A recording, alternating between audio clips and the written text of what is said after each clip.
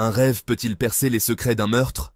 Une nuit de sommeil apparemment ordinaire s'est transformée en une prémonition glaçante, une énigme cryptique dont les pièces sont dispersées dans le subconscient. La rêveuse, une femme nommée Sarah, s'est retrouvée plongée dans un monde sombre d'images fragmentées et de sons étouffés. Le rêve se déroulait dans une ruelle faiblement éclairée, la pluie ruisselant sur le pavé sale. Une silhouette était affalée contre un mur de briques, son visage obscurci par l'obscurité. Un éclair métallique a jailli, un cri étouffé dans l'air. Sarah s'est réveillée en sursaut, le cœur battant la chamade, la scène effrayante gravée dans sa mémoire. Le rêve était d'un réalisme troublant, un contraste saisissant avec la routine banale de sa vie quotidienne. Elle ne pouvait pas se débarrasser du sentiment qu'il avait une signification plus profonde, un message caché qui attendait d'être déchiffré.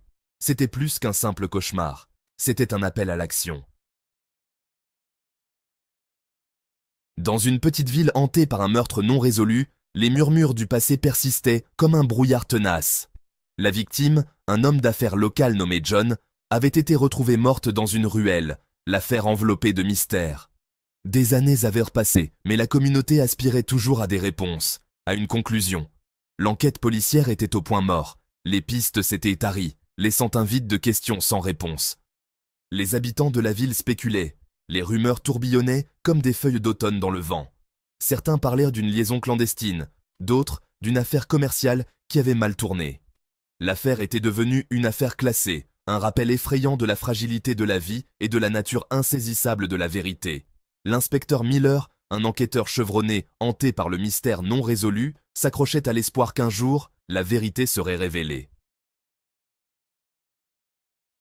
L'inspecteur Miller se débattait avec le poids de l'affaire non résolue, les détails tourbillonnant dans son esprit comme une tempête incessante. Il étudiait minutieusement les dossiers de preuves, à la recherche d'un chaînon manquant, d'un indice qui relancerait l'enquête. Le sommeil n'offrait que peu de répit, ses rêves faisant souvent écho à la sombre réalité de l'affaire. Un matin, un appel téléphonique particulier est arrivé sur son bureau. Une femme prétendait avoir rêvé du meurtre, les détails reflétant étrangement la scène de crime réelle. Sceptique, mais intrigué, l'inspecteur Miller a accepté de rencontrer la femme, Sarah. Il ne pouvait pas écarter la possibilité que son rêve détienne la clé du mystère. Il savait que parfois, les sources les plus inattendues pouvaient mener à la vérité.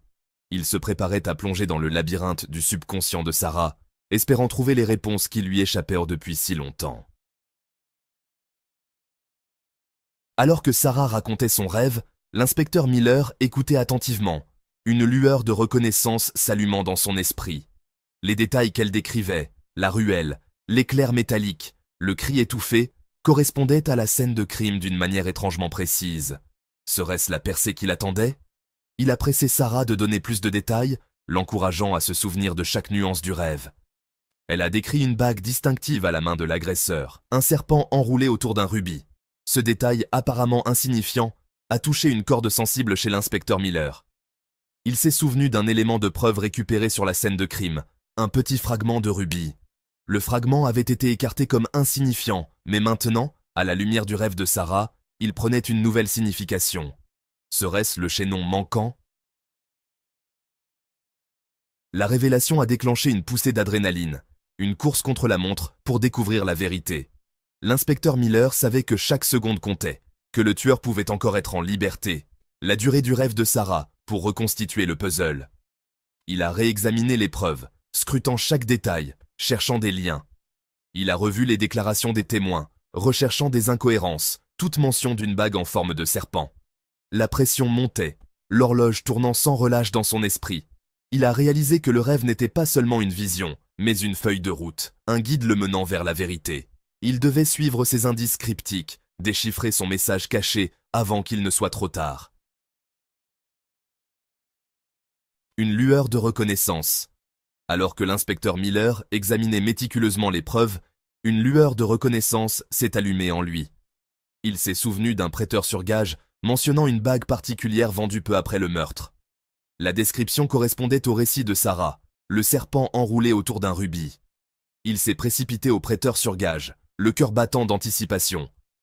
Il a examiné les registres des transactions, ses yeux cherchant un nom, un visage. Et là, C'était un nom qu'il reconnaissait, un visage qu'il avait déjà vu. C'était le partenaire commercial de la victime, un homme nommé Mark. Mark avait toujours clamé son innocence, mais maintenant, les preuves pointaient directement vers lui. La bague en forme de serpent, le fragment de rubis, le rêve de Sarah, tout convergeait vers une accusation accablante. Avec une détermination renouvelée, l'inspecteur Miller a lancé une enquête complète sur Mark. Il a rassemblé des preuves, interrogé des témoins, construisant un dossier solide contre le suspect. Il savait qu'il devait être méticuleux pour s'assurer que justice soit rendue. Il a retrouvé Mark, le confrontant aux preuves. Au départ, Mark a nié toute implication, mais à mesure que les preuves s'accumulaient, sa façade s'est effondrée. Il a avoué le meurtre, révélant une histoire de cupidité, de trahison et de désespoir.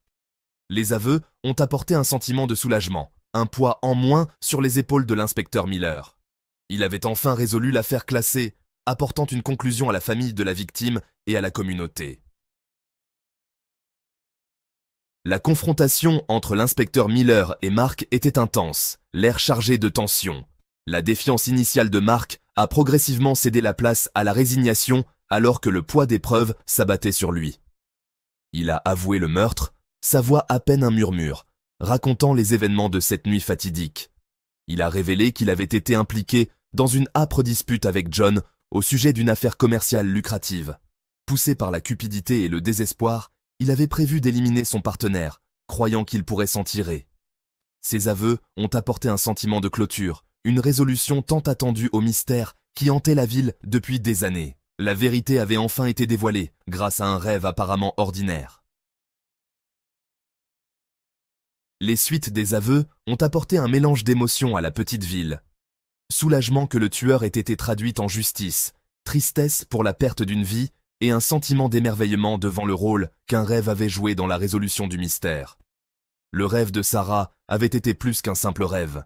Il avait été un conduit vers la vérité, une lueur d'espoir dans l'obscurité. Il a servi de rappel que parfois, les sources les plus inattendues peuvent conduire aux révélations les plus profondes. L'affaire est devenue un témoignage de la puissance de l'intuition, de l'importance de prêter attention aux moindres détails et de la poursuite indéfectible de la justice. L'affaire du meurtre résolu a mis en lumière le pouvoir des rêves, leur potentiel à révéler des vérités cachées et à dévoiler des liens insoupçonnés. Les rêves, souvent considérés comme de simples produits de notre imagination, peuvent parfois offrir des aperçus du subconscient, révélant des informations dont nous ne sommes peut-être pas conscients. Les rêves pourraient-ils être une ressource inexploitée, une source de connaissances qui attend d'être explorée? Pourraient-ils détenir des indices pour résoudre d'autres mystères, pour comprendre les complexités de l'esprit humain?